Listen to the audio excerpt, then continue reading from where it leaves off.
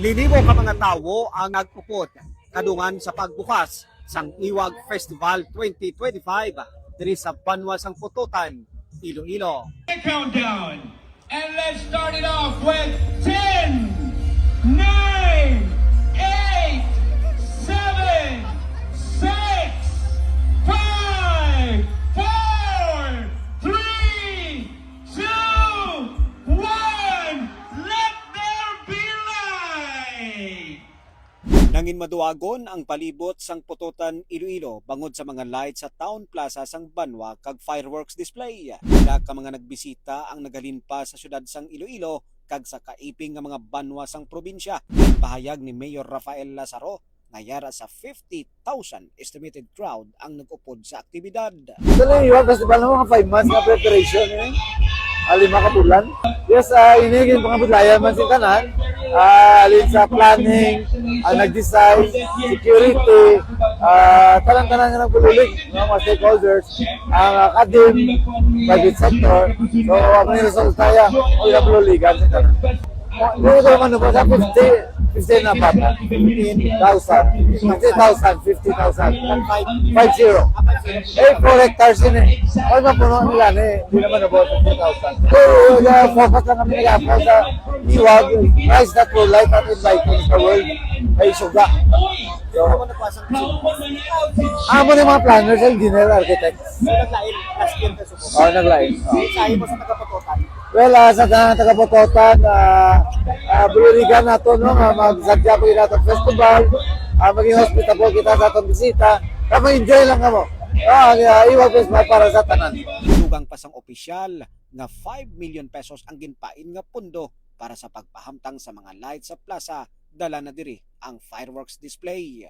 Okay, yan po na 5 million eh. 5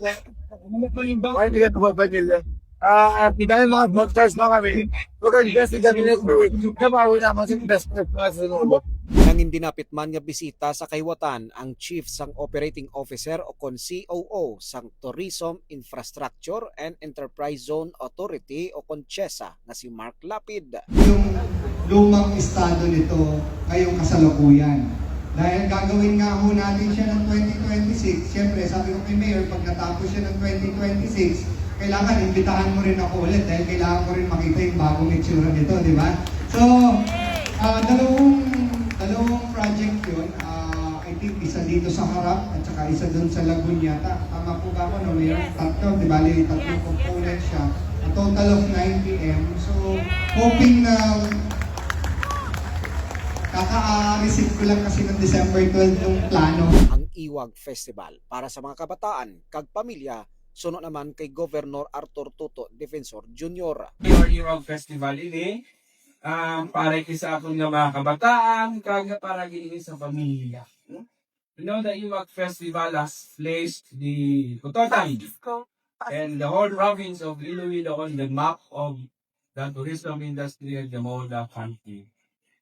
Chairman Mark, the Iwag Festival has become one of the pillars of the tourism industry of the whole province of Iloilo. This is the Christmas capital, maybe not only of Iloilo, the whole region, but maybe the whole country. This is one of the best Christmas lights display in the whole of the Philippines, Chairman Mark. That's why the Mayor really invited you here. And ang sabi namin dito, Chairman Mark, na kung sikat ang Iloilo, ay pumupunta sila dito. Ang ibig kong sabihin, ang ating mga bisita, ang ating mga turista. Naghatag man sang mensahe sa kayuwatan si Vice Governor Lian Dibuque. Rest assured gid sa bukos nga suporta sa Iloilo Provincial Government headed by Governor Tuto Defensor. Pamatuod na ina, ingaton nga gobernador, diskan masangko, bago lang paabot halin sa Manila, pero una nagisagitatuan ang Banwa sang Pututan. Because the bawat katanan, ining iyon sa Disyembre, tiyon ini makalupod ang atong mga abyan, ang atong pamilya, nga atong man kaupod sa pagtigunga sa atong adlaw-adlaw nga pangabuhi. Amo na ang luyag ko may pahalumdog kaninyo tanan, nga labaw pa sa iwag sa atong suga, sa aton mga fireworks o kung ano ang kasadyahan. Christmas is about family and the love shared between family communities. Gani, nagapasalamat ako kag itamyaw ko gid ang aton mga amigo kag mga iniga nga paupod ka sa padayon ng Volkswagen sang Banwa sang Potokat kag sa probinsya ng Iloilo.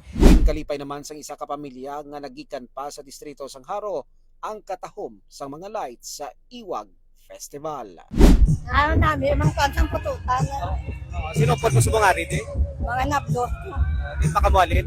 sa haro bitoon. Haro ka kamualin?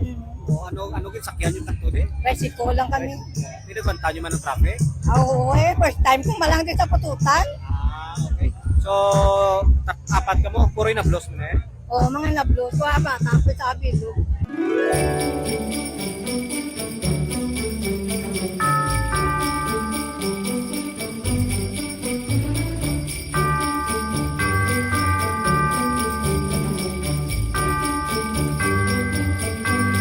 Balita nagikan diri sa may Christmas capital sa Western Visayas. Kasama mo sa DYRI RMN Iloilo with Radyoman Lynette Fernandez Pilatriz.